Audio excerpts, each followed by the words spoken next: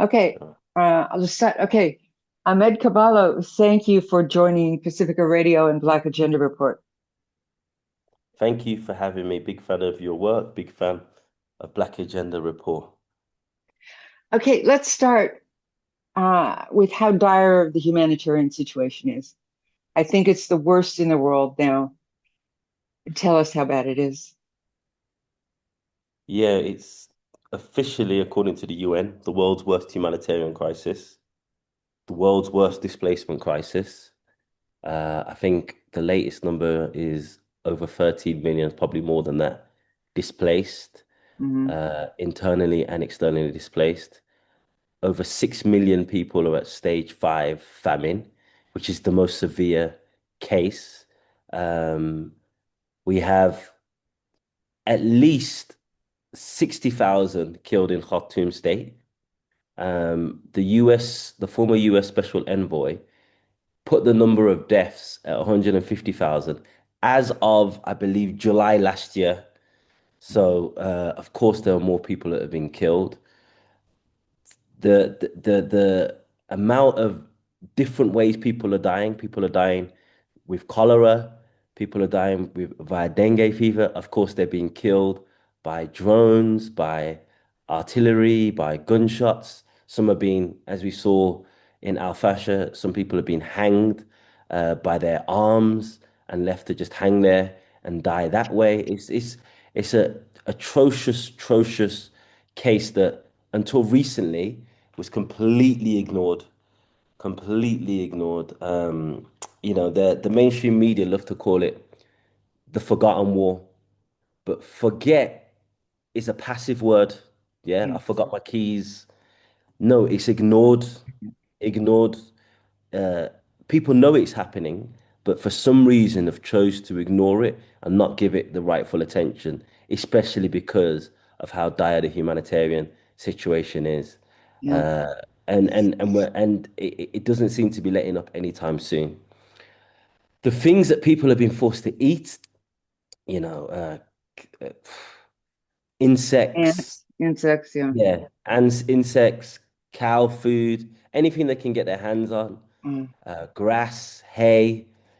So, we won't really know the scale of how bad everything is until this war is over, because still, people can't report what's going on in Mhm. the same way they can in other conflicts, because in many cases the enemy is right there.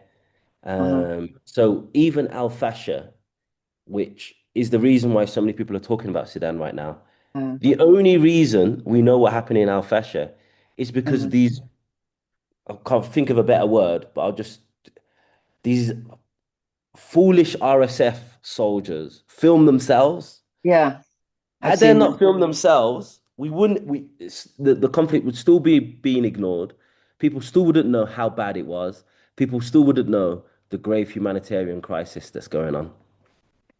Yeah, and thank you. I should say here that the best source for this that I know of is Sovereign Media, your outlet. I was just reading it. I want to tell everybody to read Sovereign Media, great new outlet. Ahmed is the executive editor, uh, and I believe it's Sovereign Media Online dot online. Yes, that's right. Sovereign Media dot online. You get if you Yeah. just type Sovereign Media, there are a number of things you'll get. So it's Sovereign Media dot online. And I've just been reading what is there about Sudan, and that's where I saw the videos. I had heard about these videos, but there's some of these really disturbing videos of RSF violence there. Um, you and others have actually succeeded, and I should first admit that I was one of those people ignoring it because people would ask me about it. And they expect me to know about 54 countries in Africa, and of course I don't. So they would ask me about Sudan, and I'd say, I really don't understand it. It's too complex for me at the moment.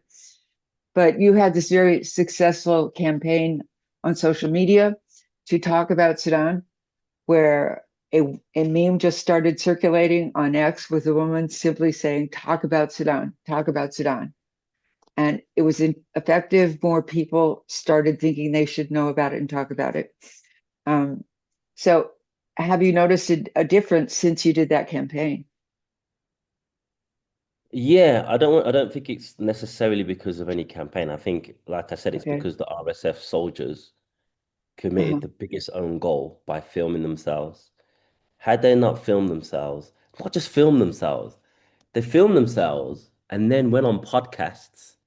So there's this Yeah. UK RSF supporter who, for the life of me, I can't understand why he's not been arrested. He's based in Sheffield. He is I've heard this guy. in the daytime, he's an Uber driver. Uh-huh. And at the nighttime, he does these lives promoting RSF, and he has very good links with the RSF. He got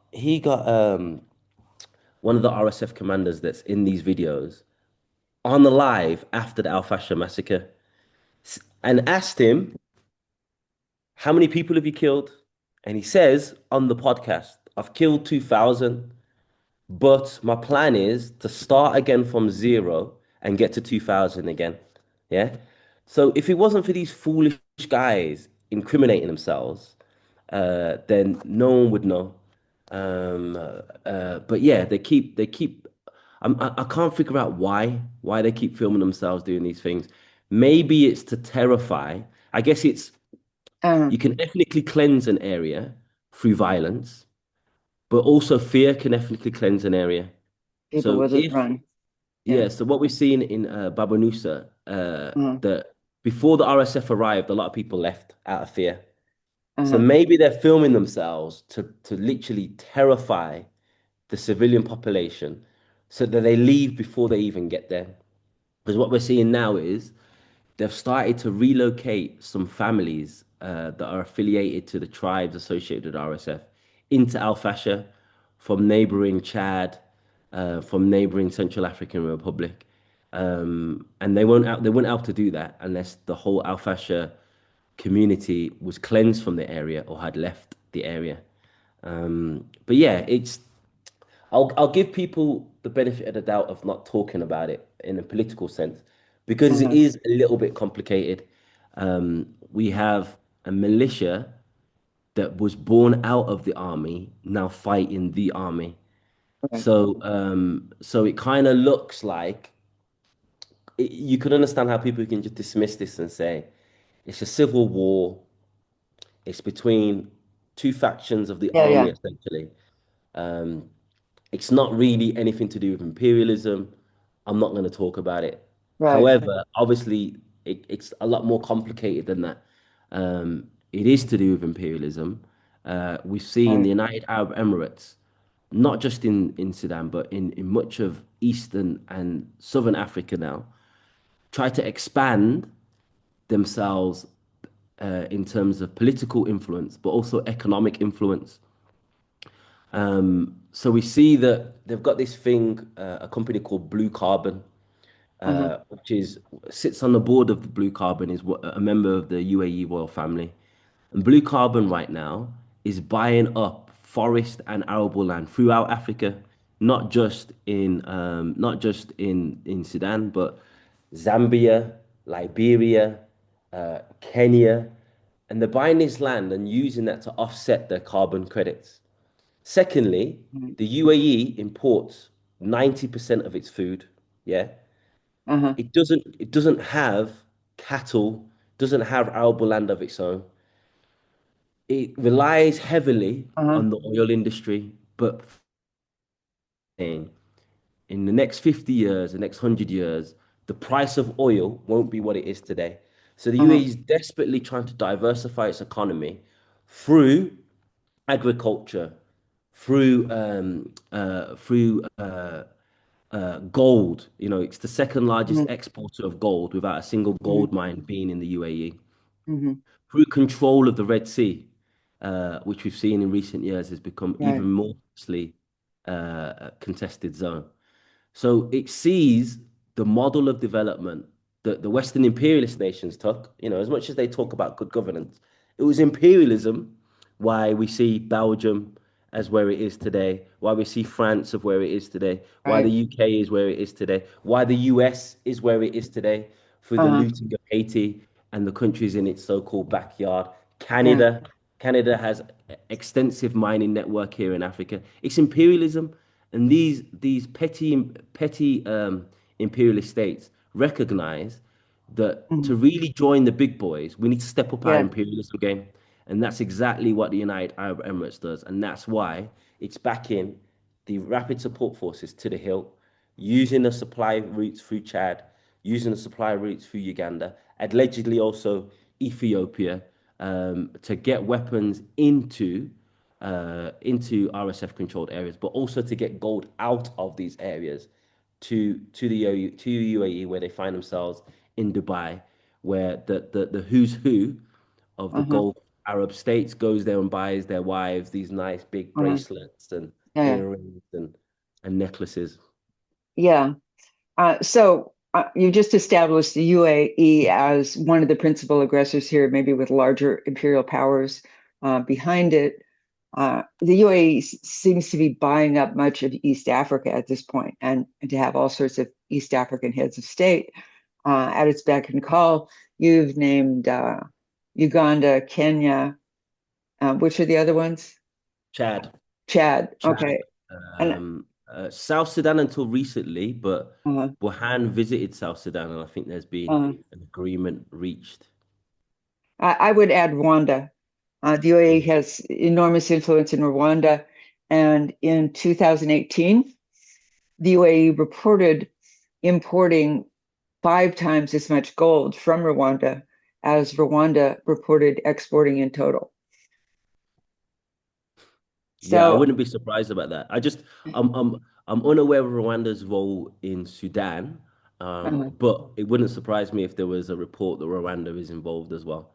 yeah, But yeah, well, they're definitely involved with the UAE and beholden to the UAE at this point. So we've gone to the RSF and it's backing by the UAE. Can we go back and try to explain the two forces who are fighting? The SAF, the Sudanese Armed Forces, and the RSF, the Rapid Support Forces. sure. So the story starts. We can go back all the way to the 80s, but Uh-huh. for the sake of time, we'll start in the early 2000s. Okay. Um, Sudan under Bashir was ranked as having the biggest disparity between the capital city and the periphery Right. regions. Uh-huh. Yeah. Yeah. So there's other countries. South Africa ranks highest in terms of inequality between the haves and have-nots. Mm-hmm. Um, uh, Nigeria has the most people living in extreme poverty, but Sudan Mm-hmm. held the title of the biggest differences between the regions. So Mm-hmm. people would say that actually it's really the capital is the state. Once you get outside Khartoum state, there really is little development, little roads, very little investment in schools, infrastructure, hospitals, etc. So of course that is a recipe for disaster, especially when you add to it political marginalization. Mm-hmm. Most of the levers of power come from those that live by the River Nile in Khartoum and the surrounding areas. Uh-huh. So, so there was grievances in the peripheral regions, very legitimate grievances. Mm-hmm. Of course, the largest grievance came from South Sudan, Mm-hmm. because when Sudan became independent, I think there Mm-hmm. was one southerner included in the governance of the post-colonial state, which is obviously Uh-huh. completely Right. Right. completely unfair. So there's been grievances, and Mm-hmm. the Sudanese People's Liberation Movement was an attempt to represent all of these marginalized communities. Uh-huh. Um, and obviously this concerned Khartoum. Uh-huh. So while it was fighting the war, the Sudanese army was fighting the war with the South Sudanese People's Mm-hmm. Liberation Movement. Mm-hmm. They employed militias to do their fighting for them in places like Darfur. Mm-hmm. Yeah. So they used historic grievances between nomadic tribes, which self-identified as Arab, and Mm-hmm. then settled tribes, which Mm-hmm. self-identified as African, and pitted them against each other. Of course, because the regime in Khartoum also consists of people that self-identify as Arab. There was a natural allegiance there and a natural uh, group that they could side with. uh-huh, So when there was an uprising in Darfur, to uh-huh, quell the uprising, they uh-huh, started to arm those nomadic Arab tribes uh-huh, who felt like they were being restricted from their grazing rights, uh-huh. which is also linked to the desertification of the African Right. continent anyway. Yeah, yeah. Climate change, the Right. desert moving further south. So there's always going to be more conflict. And we're seeing the same in Nigeria, Uh-huh, between the nomadic tribes and the uh-huh, settled tribes about who can graze where. My family uh-huh, have grazed here for centuries. Why can't I now? uh-huh, Etc. Etc. uh-huh, Um, so yeah, they armed a group called the Janjaweed, right. um, um, which was an Arab nomadic tribe. They Mhm, gave them weapons and they mhm, basically encouraged them to settle their grievances with these African tribes. So that's where the genocide claim came from in 2003 against the Sudanese army and mhm, the militia. mhm, So that's where it started from. mhm, And then they started to use this militia kind of as a group that could commit atrocities, but the mhm, Sudanese army could try distance itself from. So mhm, when there was an uprising in Nuba Mountains, again they sent the Janjaweed. When there was an uprising in Blue Nile, again they sent the Janjaweed. Um, and then I think in 2012, I believe it was, uh-huh, might be getting that year wrong. uh-huh, Uh, they tried to professionalize the militia uh-huh, and they changed it into what we know as the Rapid Support Forces. uh-huh. Yeah. Um, Now the This was Rapid Omar Support. al-Bashir. Omar This al-Bashir is was in Amal there. Bashir. Got Yeah, it. exactly. And then Sudan ranks second in Africa for the most military coups. Yeah, I think Burkina Faso ranks first. Okay. So of course, when you're the general in a Mhm, country that has the most military coups, you're going to be a bit paranoid that there'll be a military coup against you. okay. Natural. Yeah. Okay. So he thinks it's a smart idea to beef up the rapid support forces, Uh-huh, professionalize them, and use them as a kind of private militia that will protect uh-huh, him from any uh-huh, future coups. Yeah. uh-huh, Uh, Under the guise that, okay, they won't dare coup against me because I've got mhm. this militia. So the Yeah, yeah. name Hemeti, the leader of the rapid support forces, his name is Mohammed Hamdan Dagalo, but Uh-huh, people say AK Hemeti. uh-huh, Hemeti is a nickname given to him by Bashir, which means my uh-huh, protector, which means my protector. Yeah. So Bashir saw uh-huh. Hemeti as his private protector. Um, and then the problem is now the South Sudanese separated from the North, Mhm. the abundance of money that Bashir had on his disposal to Right. keep these people wealthy, to keep these generals loyal to him, was massively decreased. Wait, let's So, let's clarify this just a little bit. Sure. In 2011, there was a referendum finally in South Sudan after a big campaign to save Darfur, which actually didn't become part of South Sudan, but there was a big campaign um, Mhm, to protect the people of the South. There was a referendum in 2011, and al-Bashir was cut off from the mhm. most oil-rich regions in the South. So there was, Yes, you're explaining that. Okay, go ahead. yes, and key bit of context: 70% of the oil that existed in Uh-huh, Sudan was uh-huh, in South Sudan. right. Uh, um, and it was actually found by Chevron, Uh-huh, I think in the late 1980s. And uh-huh. from that period onwards, the US was determined to separate South Sudan from the North. Um, Okay, okay. Especially because Sudan, when it was a republic, had signed so many oil deals with China. So they believed that, okay, if we Uh, separate the South from the North, then you have to renegotiate new deals. I see. Yeah, yeah. You renegotiate those new deals with us. Um, so what? Yeah. So a lot of the money that he would use to buy the loyalty of his generals and to buy the loyalty of militia was no longer accessible to him. He still had some, but it was significantly reduced. Um, which also led to the economic crisis, which led to his downfall. So what he started to do was he started to try buy Hemeti's loyalty by giving him the biggest gold mines in Darfur. Yeah. So he gave him the biggest gold mines in Darfur. And then he also allowed his militia to moonlight for, for other African nations. So we started to see the Janjaweed. This is before it's kind of turned into the Rapid Support Forces. We started to Uh-huh. see their involvement in the Central African Republic. So they were part Uh-huh. of the Seleka Force that Okay. basically invaded the Central African Republic from the north and caused the first recorded inter-religious conflict that the country's ever had. So this is a Uh-huh. country that Oh has had yeah. Christians and Muslims living side by side, never had inter-religious conflict Right. until the Uh-huh. Janjaweed joined the Seleka and invaded Uh-huh. from the north. It participated in the war, the Uh-huh. Libya civil war post Gaddafi, Uh-huh. backing General Khalifa Haftar. Um, there was something in Chad as well, participation in Chad, protection of some sort of economic interest there. So it started to Wait, moonlight for so other African okay, nations. go So ahead. go for it. Started to Oh, I moonlight for said some.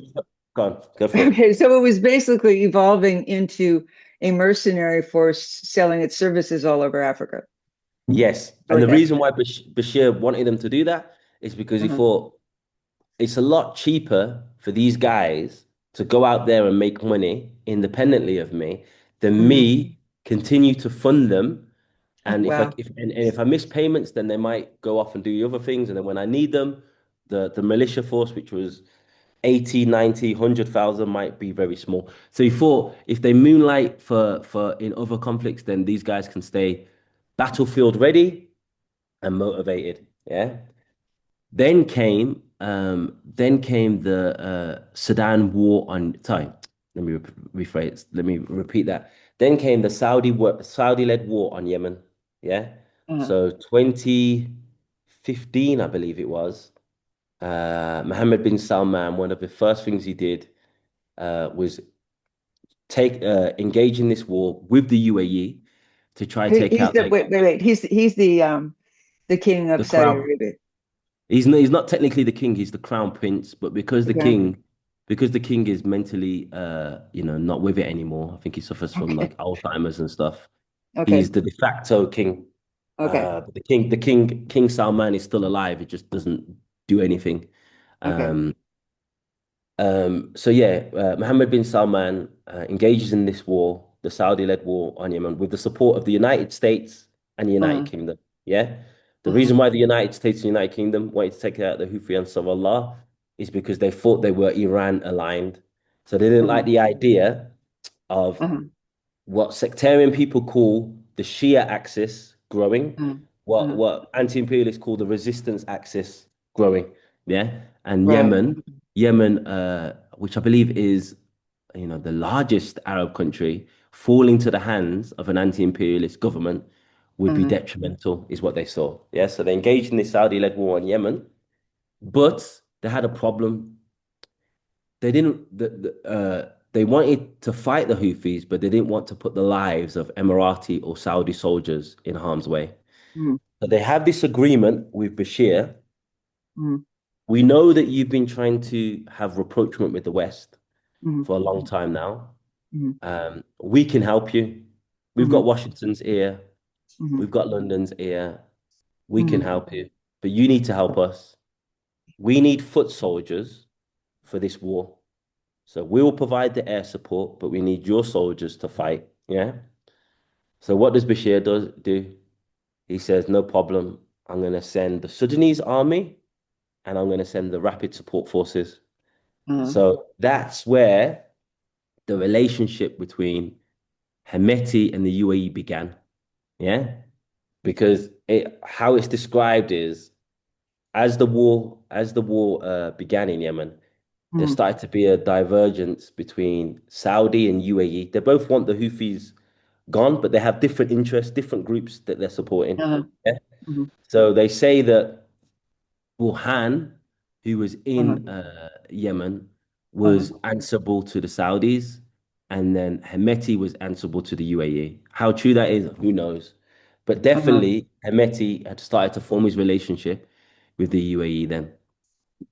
Um, so then the war happens. It's not successful in its aims. There's a kind of like a peace agreement, um, um, and the rapprochement that was promised to Bashir Uh-huh. um, wasn't really fulfilled. Although there's an argument that it was fulfilled, Mhm. but the US said to them, the military can stay in place, but the figurehead needs to go, Uh-huh. and that's what the coup was. So anyway, because of the lack of money accessible to Bashir, Mhm. there was a series of economic crises. Yeah. The Mhm. first one, I think, began in 2014. Mhm. Again, it was based on a budget. People were seeing subsidies being scrapped, but they were seeing the military budget was taking up Uh-huh. a significant amount of the national budget. So, like, okay, so we're Uh-huh. scrapping subsidies, but yet the military budget stays the same. Yeah. Of course, the military budget stays the same because he wants to keep these guys loyal. Yeah. Then Yeah. again, 2018 was more of the same. It was just more extreme. So Mhm. now stripping back of bread subsidies, which is always a mistake because bread Oh, is a yeah. staple part of the diet in Yeah. Sudan, Yeah. and fuel subsidies, and that caused more protest. And Uh-huh. the protests just kept going, kept going, kept going Uh-huh. until the military, the Uh-huh. military leadership were like, listen, we need to get rid of this guy, otherwise we're all in trouble. Uh-huh. So Get rid of Omar al-Bashir. yeah, Omar al-Bashir. So they do a coup against Bashir. Mhm. The coup, behind the coup is allegedly Hemeti and Buhan. Uh-huh. Um, and so Hemeti, the protector of Bashir, doesn't protect him. There's a coup. Then then the military tries to take one of Bashir's right-hand men, a guy called Awad ibn Auf, and go, Mhm. okay, well, this guy's going to be the new leader until through the transitional period. Um, but the people weren't having it. So they were like, no, you guys are not gonna fool us. You're not gonna change the general's clothes and tell us that the general's gone. So they do a sitting outside the military HQ.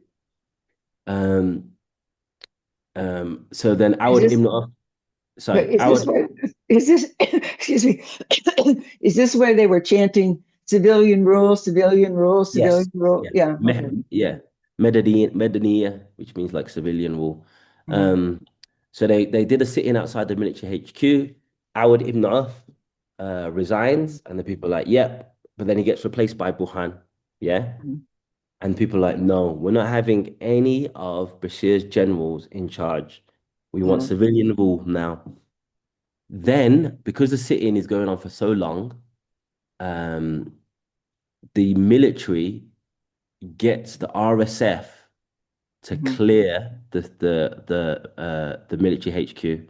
How did they Mhm. clear the military HQ? What's called the June the 3rd massacre, which happened during Ramadan, June the 3rd, 2019, where Mhm. 129 civilians were killed. Some of them Uh-huh. dropped in the River Nile.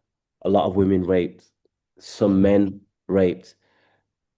So I say all that to say the military and RSF were working together right Mhm. until 2019. Yeah. Mhm. Um, and then the civilian government, obviously after the June 3rd massacre, the military HQ was cleared, Mhm. internet was cut off, people were scared, etc. And then they Uh-huh. agreed, which Uh-huh. I think was kind of suicidal, to a power sharing agreement. Uh-huh. Civilians and the military would share power, Mhm. during the transitional period. Mhm. I say transitional because it was obviously never going to lead to civilian government. Yeah. Yeah. Yeah. And then there would be civilian rule. But what's critical here is they had a sovereign council. The head of the sovereign council was Burhan. Who did he Mhm. make as his deputy? Take a Hamedi. guess. Hamedi. Yeah, exactly. So he made Hemeti the deputy of the Sovereign Council. Mhm. And then during the transitional period, they agreed to the military would rule for 2 years, and then the civilians would rule for the next 2 years. And then after Uh-huh. that 4 year of transition, there would be elections.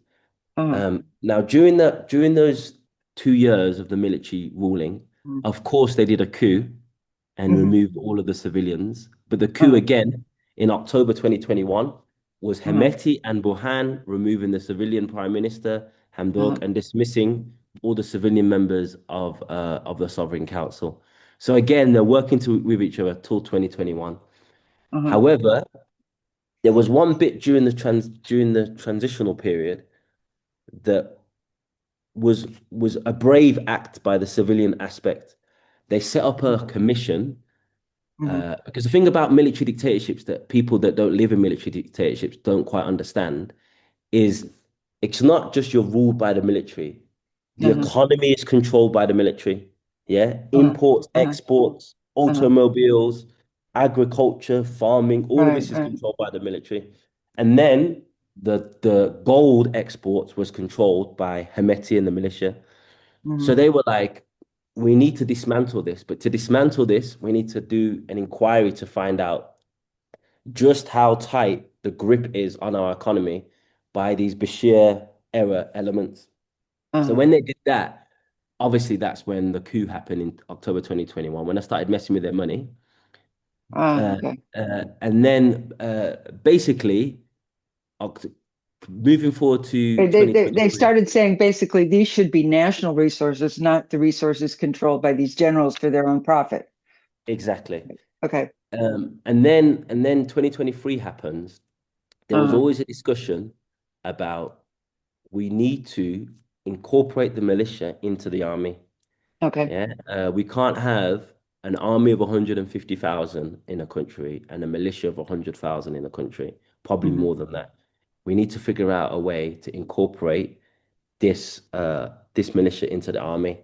What they probably was Basically, Al unaware. Burhan. That's what Al Burhan said. Yeah, that's what Al-Burhan Yeah. said. Okay. But what he didn't realize is, or maybe he did realize, that's why he said it, is that by this point, Hemeti was deep, deep, deep, deep in the pockets of the UAE. Yeah. Ah, And okay. the UAE, um, I think it tried to reach an agreement with the Sudanese army Uh-huh. on port access. Uh-huh. And I don't think they like the response of the Sudanese army.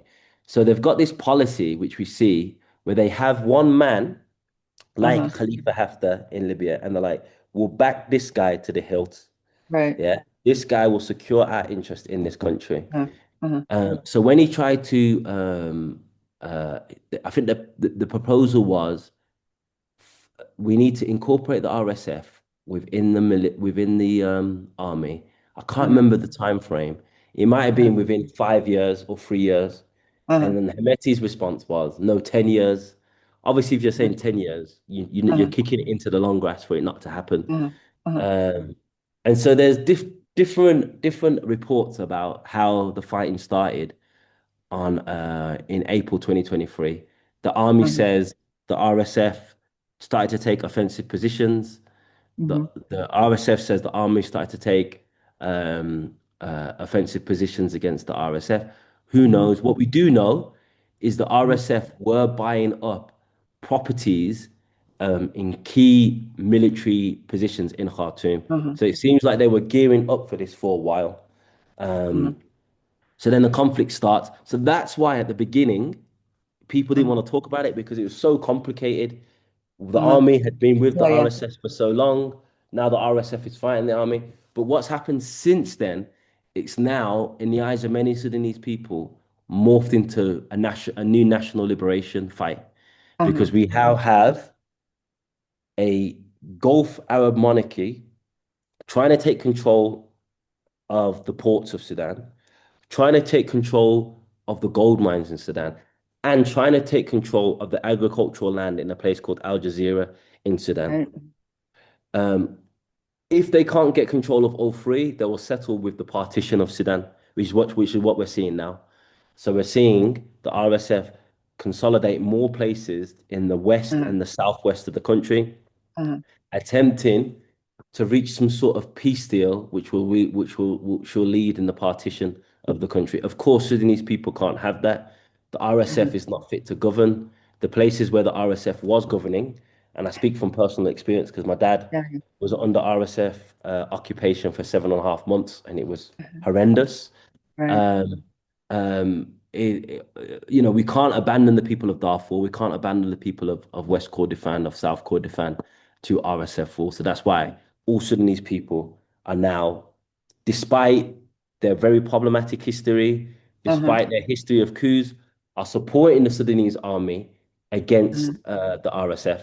And the example I'll give, and I'll just finish on this point, is Okay. it's almost like I tried to explain the situation like in Syria. People used to Uh-huh. say to me, "So what? You back Assad?" I was like, "No, I don't back Assad. Uh-huh. But if if the situation was to happen in Sudan Uh-huh.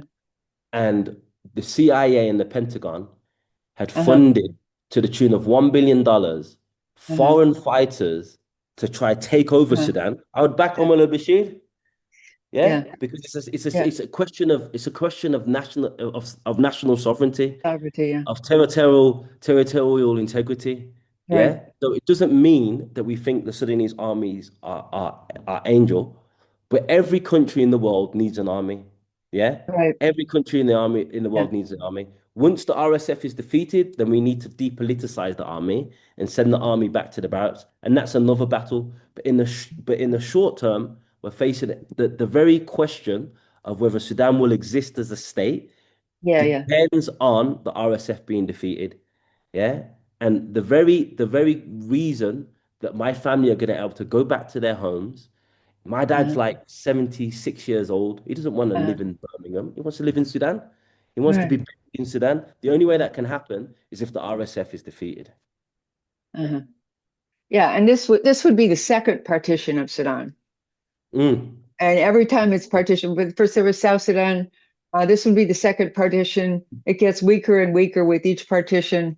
When you have a larger state, it can use its various strengths to work together to become a stronger state. If it's a smaller state, it's more vulnerable to foreign resource extraction.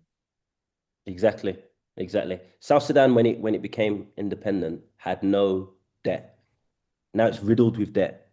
They're closing Uh-huh. some of their embassies because they Oh can't wow. they can't they can't pay the bills. It's now the see people when I said this before and a few South Sudanese people got Uh-huh. offended, and I don't mean to offend them at all Uh-huh. because their grievances against the North Yeah, yeah. were 100% legitimate. But because you've got legitimate grievances, partition doesn't isn't necessarily the solution. Since the Uh-huh. partition of Sudan and South Sudan, Right. Sudan is now the world's worst humanitarian crisis. South Sudan is the world's poorest country. Sudan is in a proxy war. South Sudan has had two civil wars. It's in its second one right now.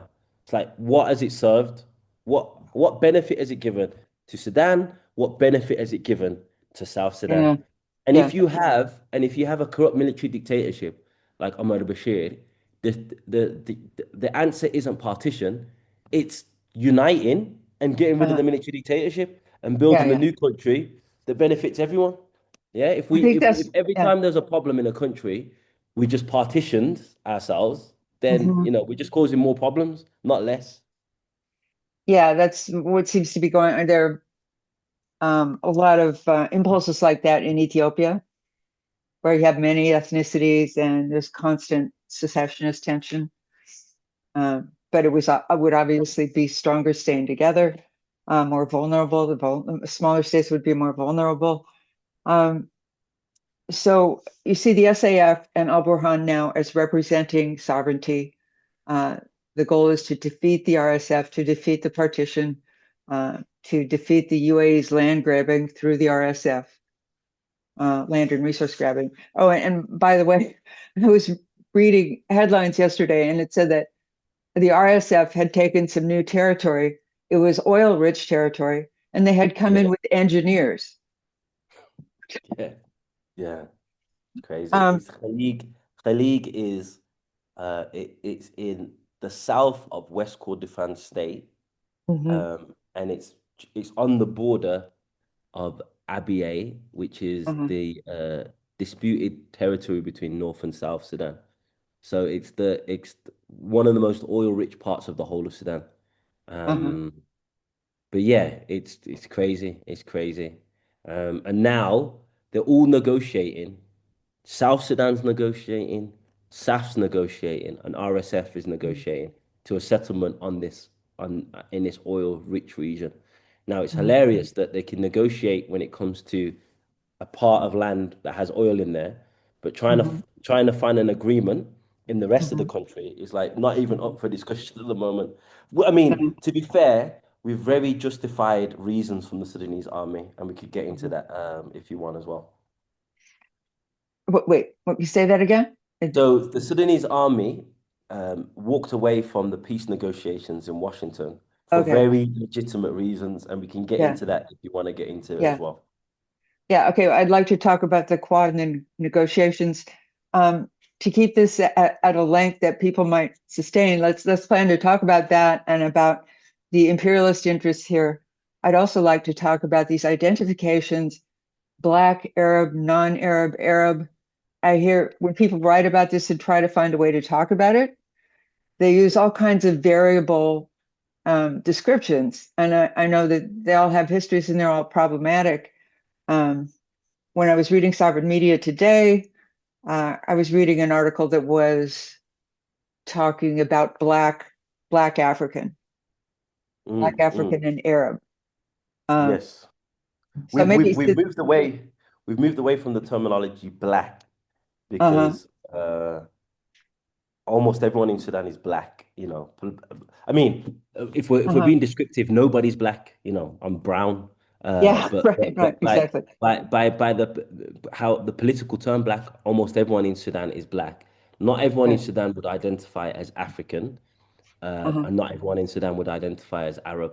But these are relics of colonialism, uh-huh, uh, the Ottoman period, uh-huh, which really started it, and then the British, which entrenched it and used uh-huh. it as a way to administrate the country. But yeah, sorry, I interrupted you. I'll let you finish your question. No, that's okay. Well, that was where I was going. Which of these terms are helpful? What's the most helpful way to talk about this? African and Arab is probably the simplest way. It's still problematic, but it's the best bit we've got. Um, because there are tribes that identify as Arab, and then by definition, there are tribes that identify as African, which is strange because Sudan exists in Africa, so therefore all the tribes, Geographically, yeah, yeah, all the tribes are African.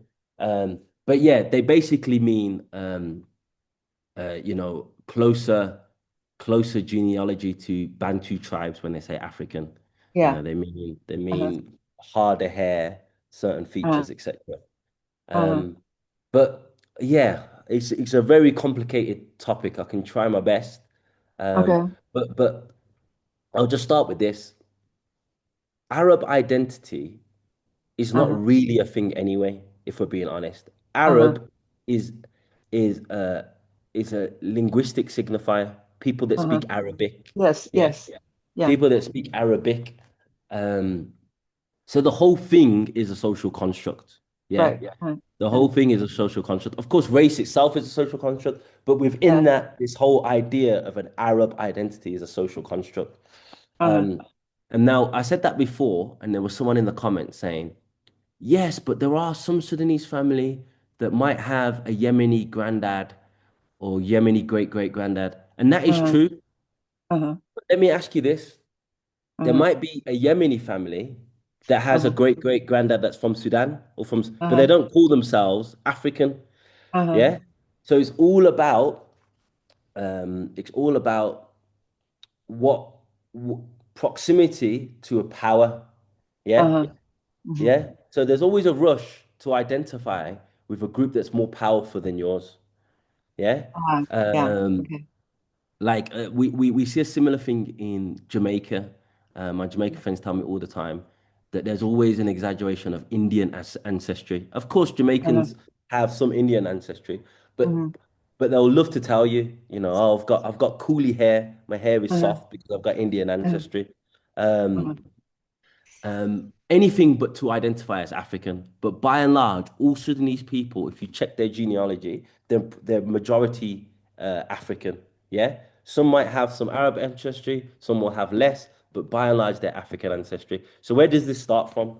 It starts from But wait a um, second. There's one other uh, description I hear, which is Black yeah. Arab.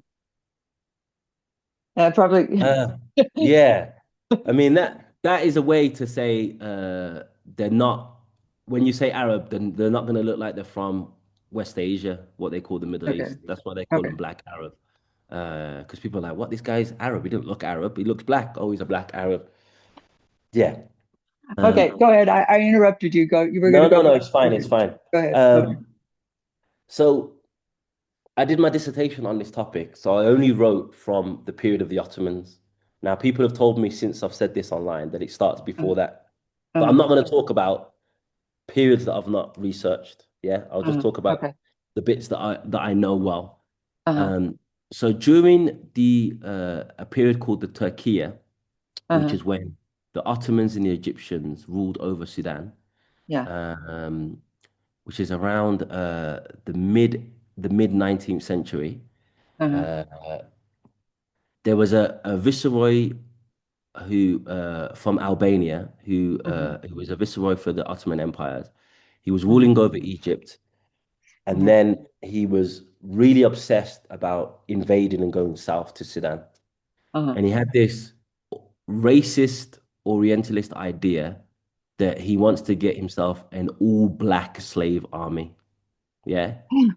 And then the people were telling him, if you want to go to get yourself a black slave army, the blackest people in the world come from South Sudan. Yeah. In fact, Oh yeah. Sudan, the name Hmm. Sudan, Hmm. it used to be called Beled el Sudan, means the land of the blacks. Yeah. Sud means black in Arabic. Um, And they so produce anyway, these stunning models, all these stunning runway models from South Sudan. yes, exactly, We're very, very exactly. black. Yeah. Go Yeah. ahead. So then it became, the a lot of Muslims tried to deny this. No, the Turks didn't have colonialism, Ottoman Empire, Hmm. but they Hmm. did. They did. Um, so initially, Uh-huh. they uh, they implemented taxes and also slavery. But so how it worked was initially it was those that are non-Muslim could be enslaved, those Uh-huh. that are non-Muslim could be taxed. Yeah. Uh-huh. Um, and then it was we're not getting enough tax and we don't have enough slaves. So now it was those that are non-Arab could be Hmm. enslaved, and those that are non-Arab could be taxed. So of course, as a way of survival, there becomes an over-identification of Arab identity. Uh-huh. My great great grandmother is from Yemen. My Uh-huh. great great great uncle is from. So everybody and their dog wants to identify as Arab. Yeah. And then this is a legacy that continues in the post-colonial state. Yeah. Hmm. So much so, right until, before the war, people who are darker skinned and have more Bantu features would be called slaves. Yeah. Uh-huh. Yeah. Even They if they would weren't call them, enslaved. even if they weren't enslaved, because Okay. anyone that is of African ancestry, not African ancestry, that's the wrong way of putting it, who phenotype looked like they came from the Bantu regions of Africa, Uh-huh. were constantly called slaves. So much so that I'm told, I probably shouldn't say this story publicly, but here we are, that when my mom and dad were about to get married, when my mom and dad Uh-huh. were about to get married, one of my mom's uncles was like, why is she marrying this Abid? Yeah, which means slave, because my Hmm. dad's family has its roots in Darfur. Yeah. Uh-huh. So I'm trying to explain that this is a legacy that has never, ever been addressed. Yeah. Uh-huh. Uh-huh. Then the British came in, saw these distinctions within the Uh-huh. society and Uh-huh. used that for administrative purposes. Yeah. So Uh-huh. they were like, okay, so the Arabs are primarily in the north, the Uh-huh. non-Arabs are in the south, let's separate it. They created something called the Southern Policy, where they Uh-huh. created kind of the boundaries of what we call South Sudan today. Mhm. Those from the south can't go north. Uh-huh. Those from the north can't go south. Okay. We're going to administrate the north in Arabic, the Mhm. south in English. Public holidays in the south will be on a Sunday as we flood the south with Christian missionaries. Um, uh, uh, Public holidays in the north will be on a Friday, etc., etc. Creating the divisions that would lay the foundations for two Mhm. long, bloody civil wars, and then eventually the partition. So then, what happens in places like Darfur is Uh-huh. I, I kind of compare this to the rednecks in the US. Uh-huh. Yeah. Uh-huh. So you find the most racist people are Uh-huh. poor, dirt poor whites in the south of the US. Yeah, is that a Yeah. fair? Yeah. Yeah. Yeah, Yeah. no, real Overtly, the most overtly. Yeah, I'm overtly glad. racist. Yeah. Overtly, yeah, I'll say overtly because real racism is institutional. It's not what people But say, then, but yeah, then of course we've got this president. Now we've got this yeah, president. of But course, of course. But he's very much he very much talks like a redneck. he Uh, does. Yeah. yeah. Yeah. Um, but a lot of that comes from the idea of I've been sold this illusion that being white means that I should be privileged. Yeah. But Mhm. I'm not privileged. I'm poor. Mhm. I'm living in a trailer, etc., Mhm. etc. Yeah. Mhm. Yeah. Um, so that's the same thing in Darfur.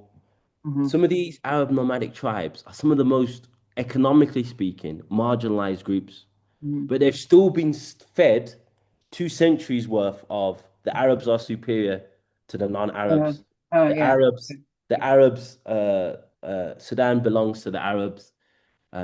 These people are slaves, etc., etc. Mhm. So the, there's a resentment in the fact of we have these settled communities that are Mhm. doing not well compared to Khartoum, but well compared to some of these nomadic Arab tribes through Uh-huh. farming, and we've Uh-huh. got nothing. Why is that? Yeah. Uh-huh. So this has been started from the 80s. This resentment is growing and growing and growing. And Bashir's administration obviously knew this and played into this. Yeah. Mhm. And all of the places where there was rebellions against the Mhm. capital city, all of them come from places which are Mhm. majority African tribes. So the Mhm. Nuba Mountains, the Blue Nile, South Uh-huh. Sudan, Darfur. So that's the racial element, yeah? Because these places are underdeveloped, and a way to justify not addressing the underdevelopment is to be playing to kind of racist tensions that exist there, Uh-huh. use the racism that exists in Khartoum and the Uh-huh. surrounding areas to Uh-huh. dismiss the very legitimate grievances that people Uh-huh. have in popular culture racist caricatures of people from Uh-huh. South Sudan, of the Nuba Uh-huh. Mountains, all this type of stuff. So it was always going to implode. Yeah, it wasn't sustainable having Mhm. this racially divided country Mhm. where all of the wealth is concentrated in kind of one area. It was always going to explode. Mhm. And so the RSF is kind of like the Frankenstein monster that was created by SAF that has I now see. gone back up the village, gone back up the mountains, Yeah. attacked the evil scientist, which is, the Sudanese military. And so we're talking about genocide. You're talking about genocide. Who are the victims of genocide in these descriptions, and who are the perpetrators? Perpetrators being the RSF, but who are the victims? So the best way to describe it is the RSF, the Janjaweed, which formed into the RSF, were committing genocide in 2003.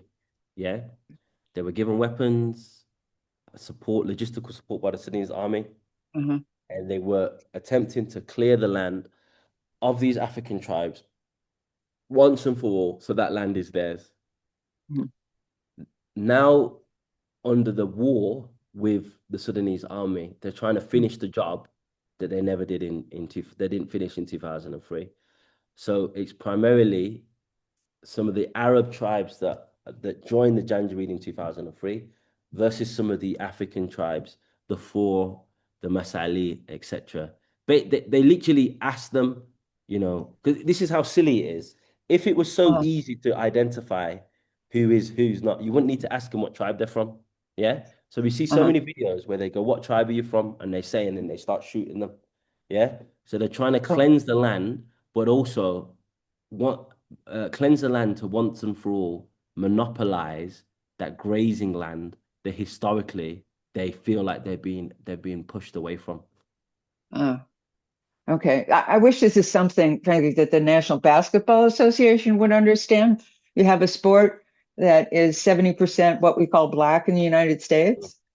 Um, and the UAE has purchased it, put its name all over its basketball arenas, Experience Abu Dhabi on the jerseys of the New York Knicks.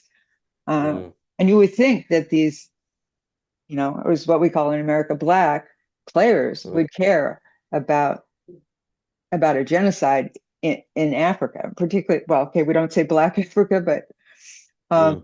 in the darker skinned populations of Sudan that has this racial component to it. Yeah, I mean that's the American model in general. You, Uh, you distract people with money, cars, women, materialism, and they yeah. don't look outside. They're like, well, things are great in my house. Why the hell would I pay attention what's going outside of my house? That's the way that the revolutionary movement has been co-opted. Uh-huh. That's why we see Nicki Minaj Uh-huh. talking about Ugh, genocide in Christian Nigeria, genocide. Christian Christian genocide in genocide. Nigeria, because you give people all of the luxuries so that they can forget about what's going on outside of their own direct family. And it is Well, sad. And yeah. you can add Congo to that because one of the biggest sponsors of the NBA is Rwanda. Rwanda, Rwanda yeah, was, exactly. yeah. Even though the ESPN did a documentary called How the NBA Got into Bed with a Dictator about that, it didn't stop the LA Clippers and the LA Rams from selling these sponsorships. Um, you know, these sports teams, and especially the NBA, are are very vocal um, about aggression towards Black people in the United States. Like they all come out with their Black Lives Matter T-shirts when those were going to the Black Lives Matter jerseys. They're always wearing MLK jerseys on MLK Day. It just doesn't expand to uh, the Black world internationally. Sure. And one of the greatest examples of that, it's not in the NBA, but the rapper Kendrick Lamar. Kendrick Yeah. Lamar, due due to very effective PR, has Uh-huh. positioned himself as the poster boy for what they call conscious rap. Yeah. Uh-huh. Uh-huh. He made all these songs talking about the black of the berry and all this type of stuff, talking about racism and Uh-huh. using Malcolm X speeches and Tupac speeches, all this type of stuff, forgetting Uh-huh. that Tupac was a black comes from the Black Yeah. Panther Yeah. family, and his godmother was in Cuba and all this Mhm. type of stuff. It was always international, but he went Mhm. and performed in Kigali, in Rwanda. Paul Kagame goes on stage, greets him. He has Mhm. the Africa map in the background. So Uh-huh. there's a lot of this performative radicalism, Mhm. and it needs to be called out because that's not where the people that these guys held up, like the Malcolm X's and the Huey P. Newtons, Mhm. they all had an international lens, every single Yeah. one of them. But Mhm. yet you're claiming these guys are your heroes and that you read the autobiography of Malcolm X and Asata Speaks and Revolutionary Suicide. You claim to have read all these books, but you seem to have missed the main point. Um, Mhm. and there's the famous speech from Malcolm where he's talking about I think he might have been talking about the assassination of Patrice Lumumba, Mhm. and then someone heckles him from the crowd and goes, "It's not we're not here to talk about Congo," and then Malcolm responds and Mhm. goes, Mhm. we're not here to talk about Congo. We're here to talk about Mississippi. And Malcolm's response is, we won't sort out what's going on in Yeah. Mississippi until we Yeah. sort out what's Exactly. going on It's in fine. Congo. And the point is, the reason why you get instances of racism Mhm. in the US, in the UK, Mhm. against uh, black minority more than any other group, it's Mhm. because Africa is weak. Africa is exploited. Yes. Unless you improve the position of Africa on the global stage, of African people on the global stage, then we're always going to be the target of racism, discrimination, marginalization, institutional racism, and so on. There isn't the same racism against China because China's strong. Chinese migrants in the US don't receive the same racism because China's respected on the international stage. Uh, Indian communities don't receive the same racism because India is respected on the international stage. While we have a situation where African nations, I think I read Equatorial Guinea is being paid $7 million to take unwanted refugees from the US. $7 million. It's like it's nothing.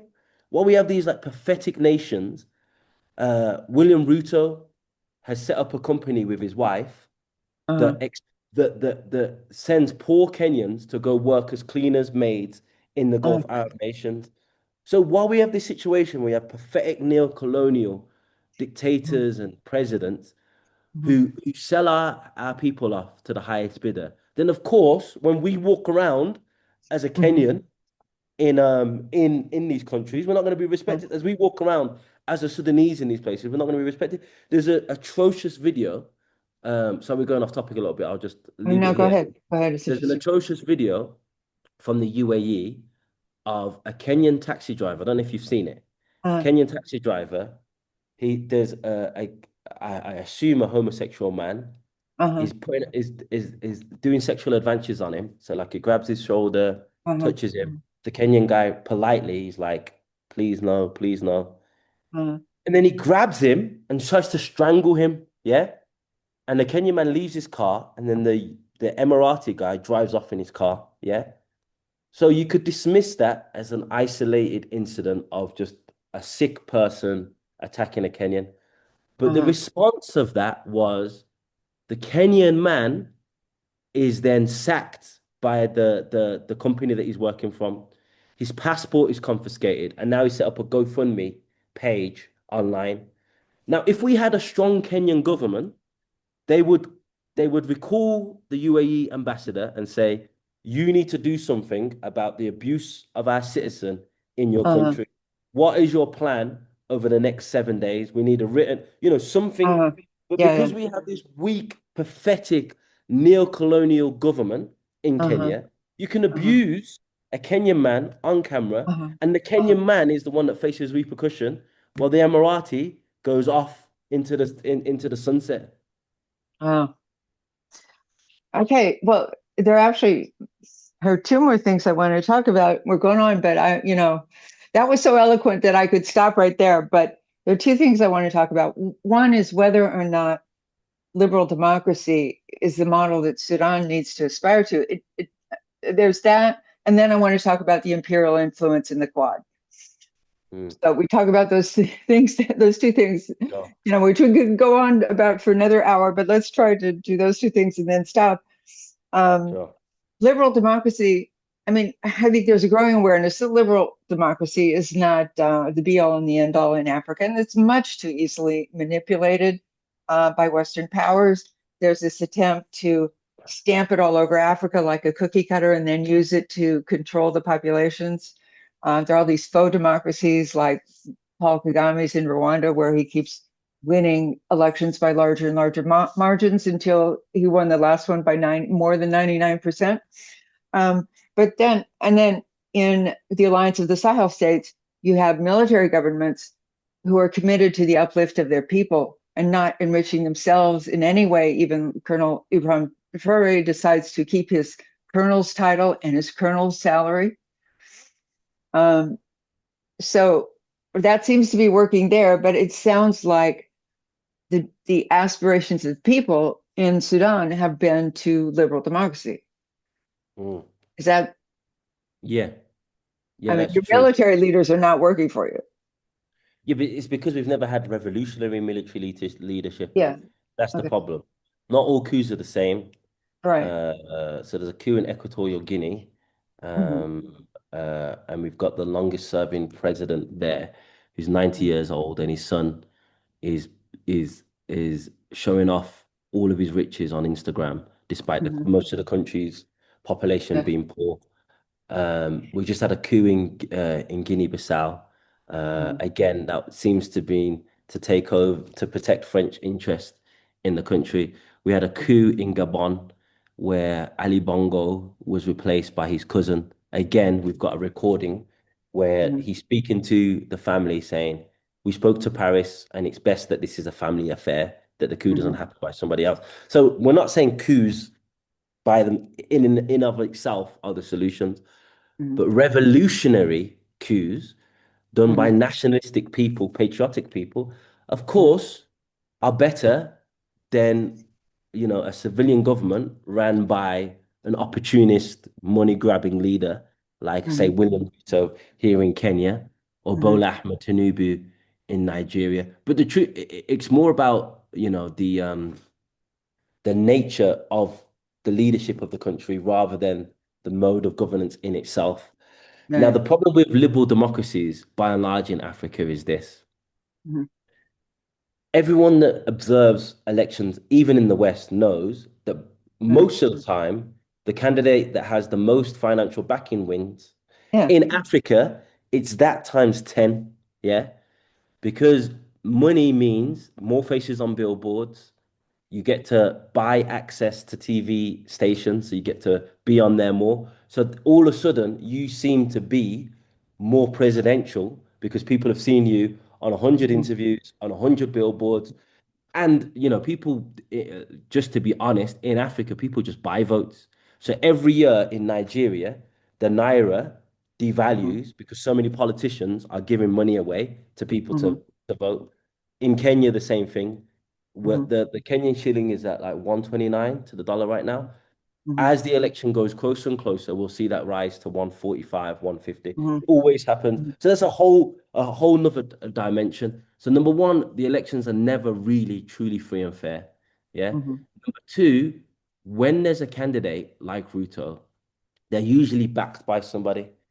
Mhm. And when they're backed by somebody, there's usually conditional on giving something back in return. Mhm. Then we have Wait, a when you say somebody, do you mean a foreign power?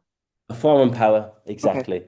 A foreign Okay. power. So Ruto is heavily believed to have been backed specifically by, the Democrats. Uh, Hence why when Trump came in, we saw uh, uh, a pro-Trump senator say we need to remove Kenya's status as a non-NATO aligned country. Yeah. uh-huh. Hence why we see now Ruto in China, trying to chum me up with the Oh, Russians, oh, very etc., etc. interesting. Okay, Yeah, very interesting. because it was the Democrats that really pushed him. It was under the Democrats that the Haitian troop deployment was agreed. Yeah, yeah. It was under the Democrats that Ruto condemned the coup in Niger, which never happens, by the way. So Africa is very regional. Yeah, you have West Africa, East Africa, South. So a Southern Africa leader will comment on stuff that's going on in Southern Africa. You'll never see a Southern Africa leader, affected leader, comment on a coup in West Africa. So to have an Mhm. East African leader condemn a coup in Niger, of Mhm. course, that was at service of US imperialism, where there was Mhm. a US drone base in, which was Right, eventually right. kicked out.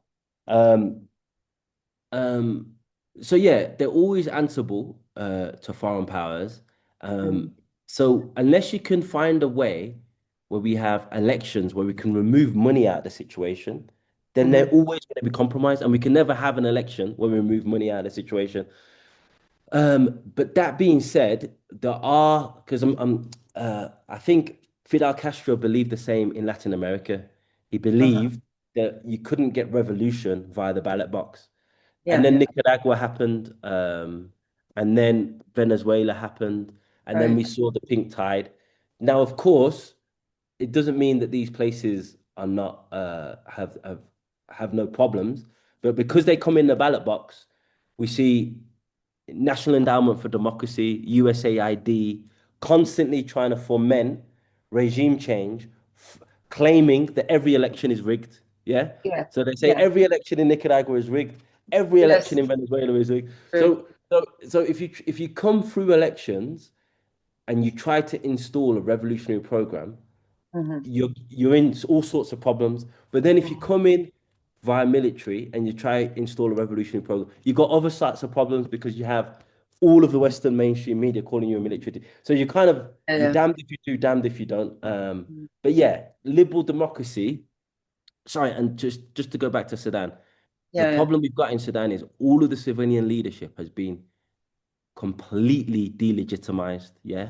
The former Yeah. transitional civilian prime minister, Hamdok, is in the Uh-huh. UAE, running a UAE finance company, tweeting UAE talking points about the Sudanese armed forces. Oh, So he that's can't, yeah. yeah, What's his yeah, name and again? Hamdock. He's what's yeah, his name? yeah.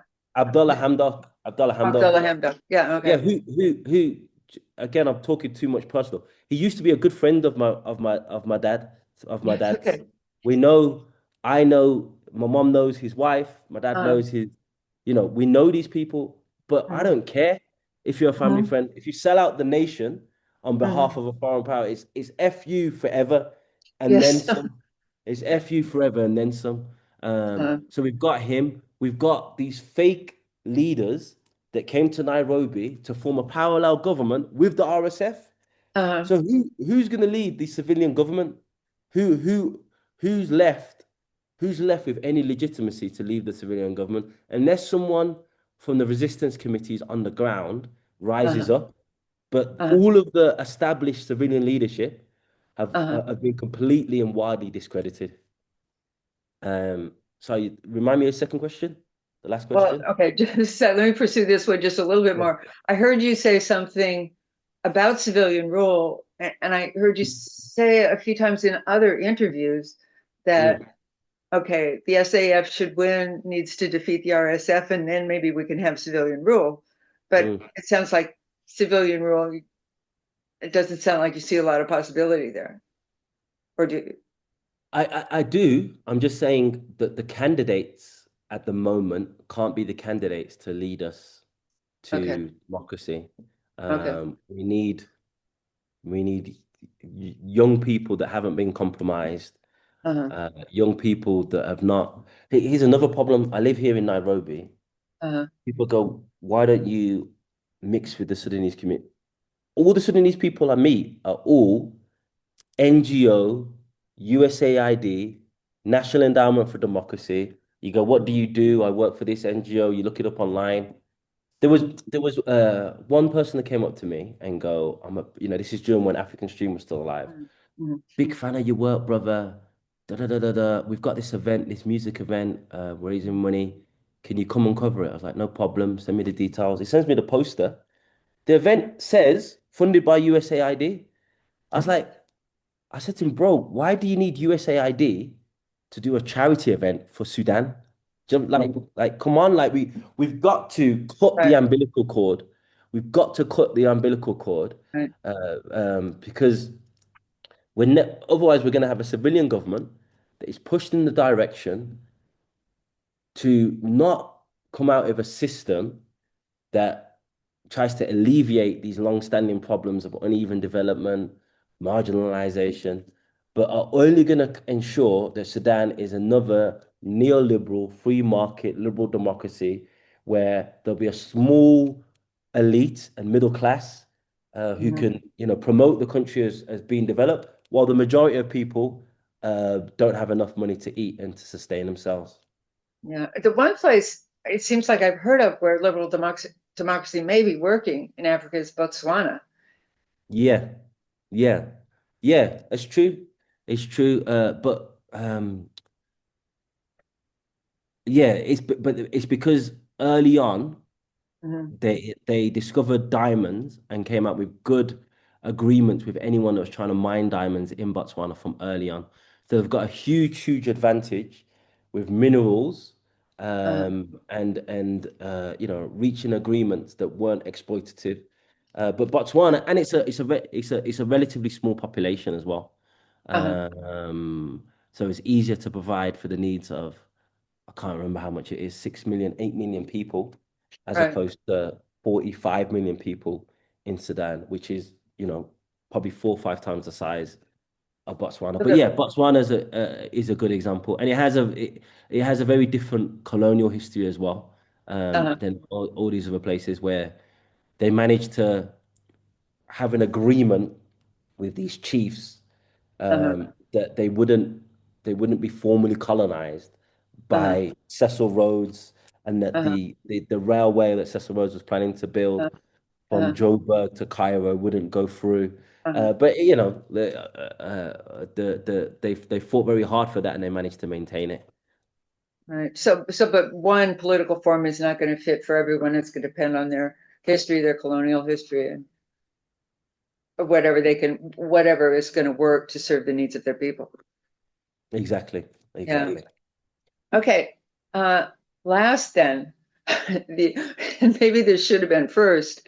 The well, oh no, imperialist history, and then what can anyone do? First Sure. the well, not just the imperialist history, but what's the imperialist constellation now? What's the Quad doing? How Sure, should we understand that? sure. So the Quad consists of Egypt, United Arab Emirates, the UK, and the US. Yeah. Hmm.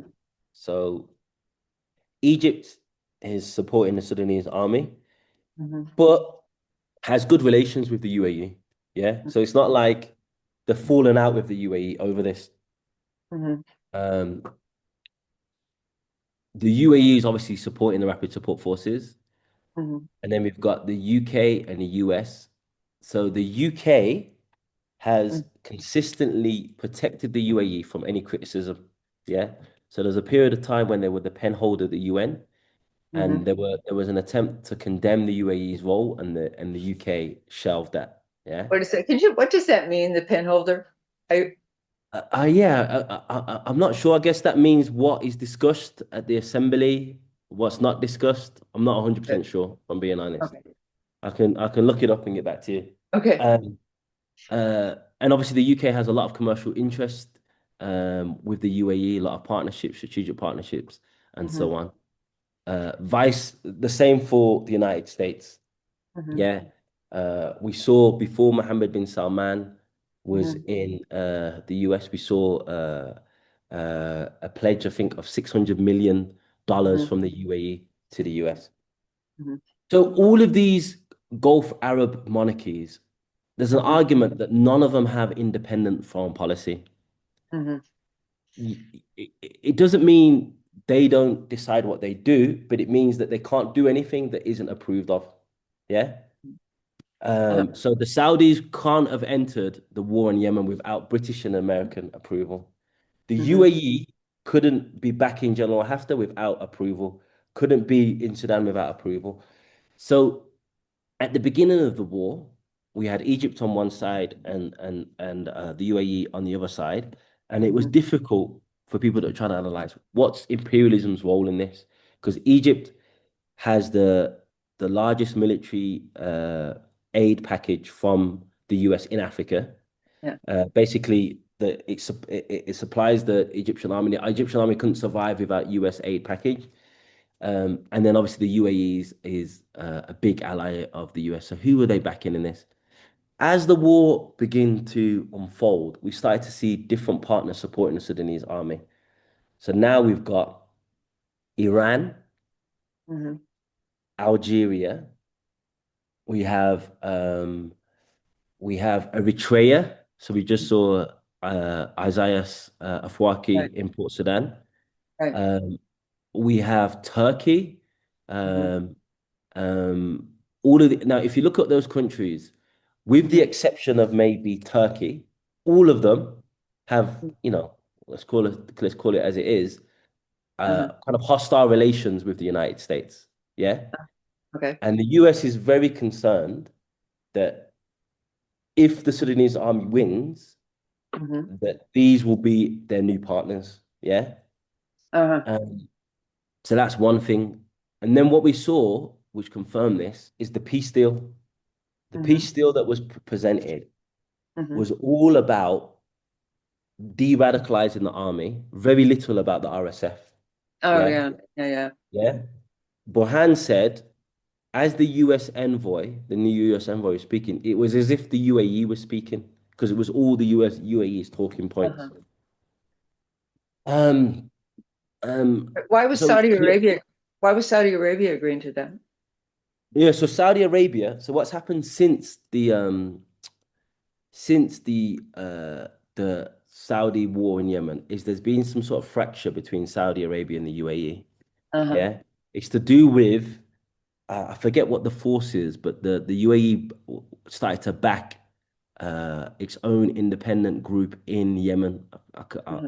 I forget what the acronym and what their name is. But it's all about so there was this kind of call it Arab Cold War, which was the Muslim Brotherhood aligned states, Uh-huh. which was Qatar and Turkey on one side, and Uh-huh. then Saudi Arabia and UAE on the other side, Uh-huh. about who's going to be the most influential regional hegemon in West Asia, in um, in what they call the Middle East. What we've seen since that is now, as the UAE has become more influential, Saudi Arabia believes that it's losing its place as kind of Uh-huh. the Yeah. number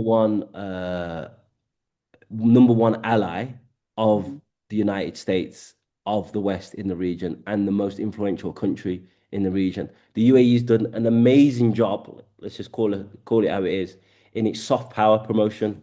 It's made Dubai seem like the Yeah. place to be, and Exactly. so and Mohammed bin Salman has tried his best to catch up, but he's so far behind. There's no way he's going to catch up. So that's why we started to see these reforms. Just last week, they introduced that you can buy alcohol legally in Saudi Arabia if you're a foreigner and if you earn over 13,000 USD per month, which makes no sense. Like, why do you have to earn 13,000? So apparently you have to go to these certain designated spots with a certificate showing this is how much you own and you're allowed to buy alcohol. But anyway, so while Saudi Arabia is doing all this to open itself up, the UAE's, you can long buy alcohol, you can long go to casinos, you can Uh-huh. long go there and wash your money tax free, all this type of stuff. Uh-huh. Um, so because of the UAE's influence growing, we've started to see Saudi Arabia supporting the Sudanese army in the Uh-huh. conflict. And so what we saw recently is after the peace proposal, which was so heavily slanted towards the UAE, that's when we saw Mohammed bin Salman go. I don't think he went for that reason, but he used it as an opportunity Uh-huh. in in the White House. That's when we saw Trump say, Mohammed bin Salman has been educating me on what's going on in Sudan, and I'm going to do more to stop the conflict in Sudan. So he was trying to push the US to not be so partisan in backing the UAE and the RSF. I don't know if he was successful. Beyond Trump saying that, we haven't seen a change in policy that is more balanced and more neutral. Huh. Okay. Now maybe I keep saying I'm going to stop. Maybe briefly, what about the U.S. and China, the U.S., EU, and China?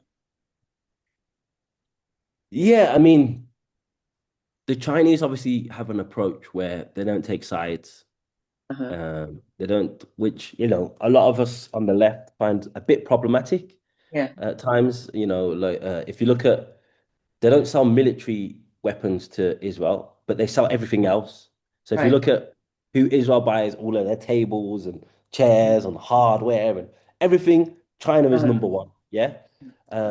So the Chinese, whoever comes out victorious in this conflict, they'll Uh-huh. do business with. Yeah.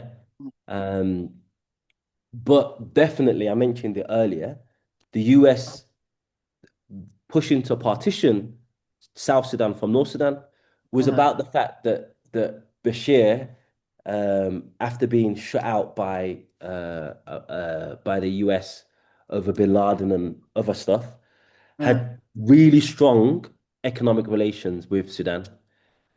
Again, Sudanese people found this problematic because we don't mind the argument that the Chinese make is we're not going to be the moral judge.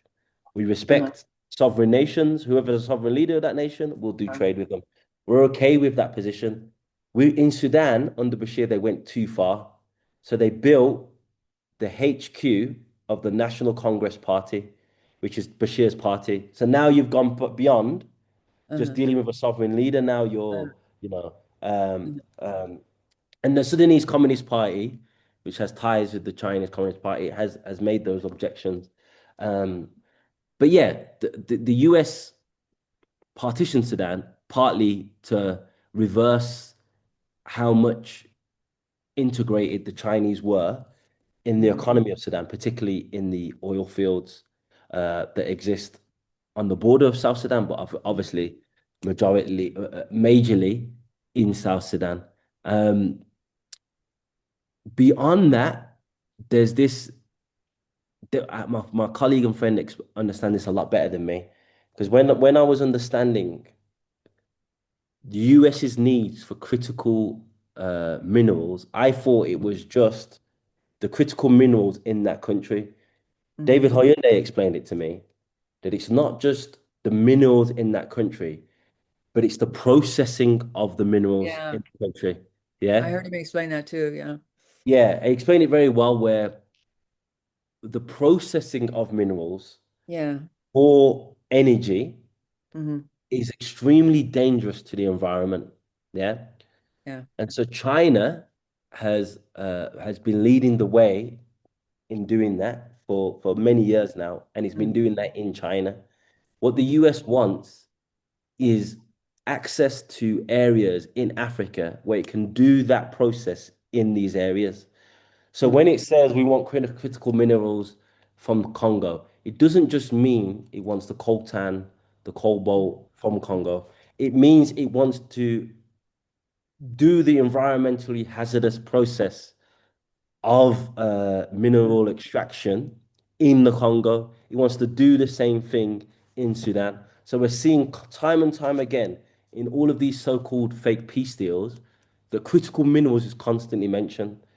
Hmm. Uh, and it was a bit, the first time he mentioned it was obviously in relation to Ukraine, Uh-huh. critical minerals, critical minerals. And at the time, people didn't understand because they thought Ukraine doesn't have that many critical minerals to make Hmm. it, a part of the peace process. But it's the process of refining the minerals that Trump seems to be interested in because he sees there it's a matter of time before there's a full confrontation with China, which if it doesn't lead to conflict, will definitely lead to economic asphyxiation between the US-China relations economically.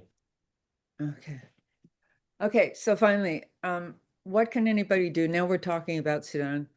Most of us can't afford to fly to Abu Dhabi for the luxurious vacation. So boycotting the UAE in that way doesn't make a lot of sense for many people. Mm. What can people do? I mean, it's just the benefit that people like yourself have, and you're in the most powerful country in the world, Hmm. which is somewhat susceptible to lobbying. So Hmm. if we could have an effective lobby campaign to make it, from a PR perspective, difficult to take the UAE's position on this conflict, that could be a very effective tool. Um, Has it happened before? Has it happened before? I mean, it's very wishful thinking because if you think about it, during the heart of the anti-apartheid struggle against apartheid South Africa, Ronald Reagan still stood with apartheid South Africa. So Yeah. in the heart of the global Free Mandela, Nelson Mandela campaign, you can't alter the US from supporting apartheid South Africa. Then it's very difficult to Yeah. envision that we're going to lobby the US to change its position. But that is what the grassroots movements are asking for us that live in the global West to Uh-huh. use our position in the global West to pressure our government to pressure the UAE. Because you're right, an economic boycott isn't going to work.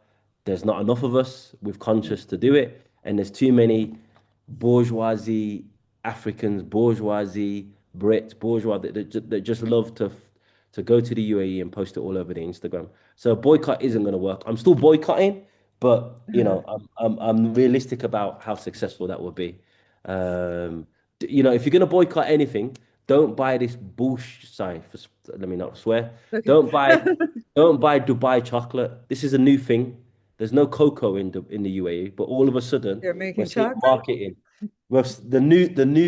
The new thing is Dubai chocolate. Dubai chocolate. If we can boycott that, Okay. uh, that can be effective.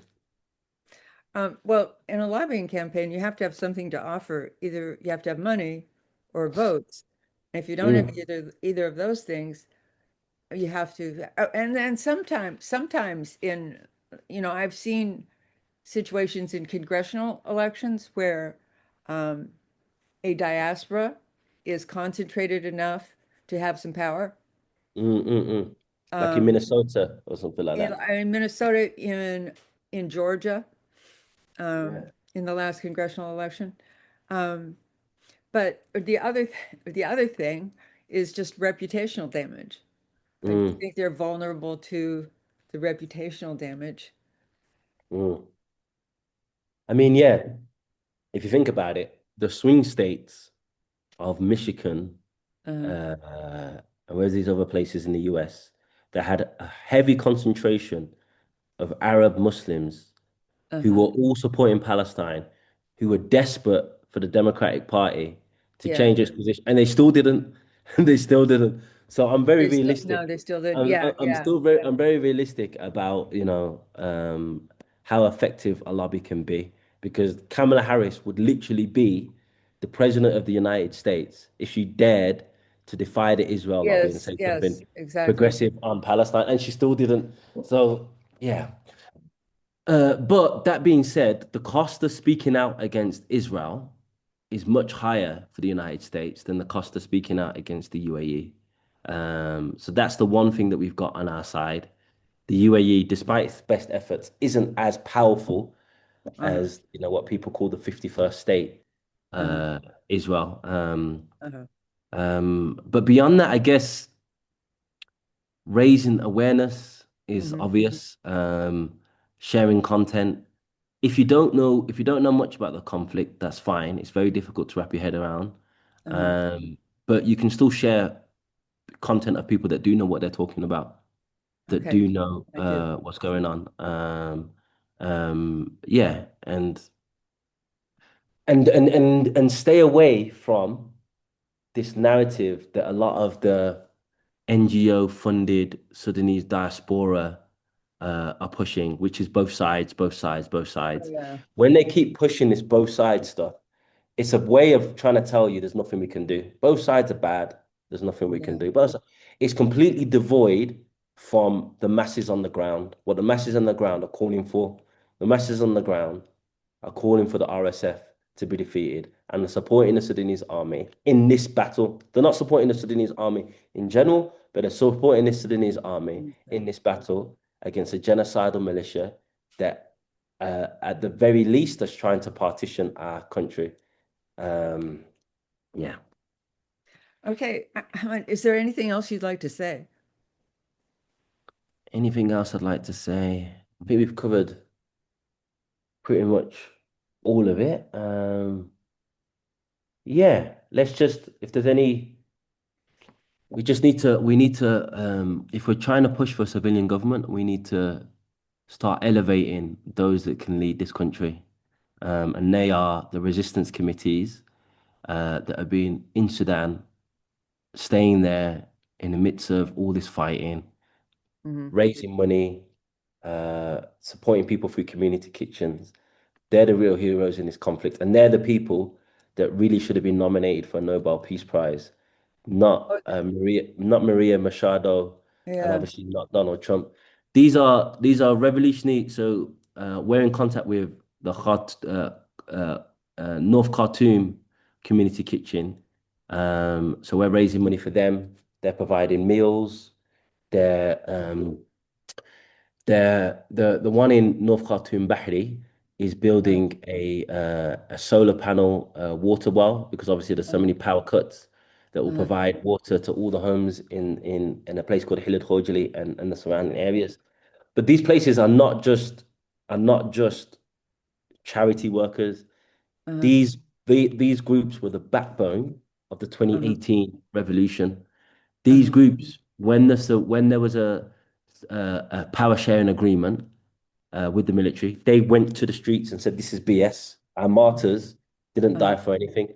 These people have been consistent from the start, Uh-huh. and these people, but because they're the poor, the working class, the people that can't get on a plane as soon as the Mhm. war gets started, they've been completely locked out of any civilian leadership roles, the forces for freedom and change, any levers of power. We need to change that if anything in Sudan is going to change. Did you have a name for them? These are We call them resistance committees, and okay. they're everywhere up and down the country. Oh, okay. Okay, that's great. And they're like organizing like community kitchens and Yes. means of survival on the ground. Okay, that's great. Okay. Um, okay, and the last thing I'm going to say is read Sovereign Media online. It's great. Um, and I'm sure you can keep up with this further there regularly. They have posts about Sudan every day. Thank you. Thank you so Okay. much.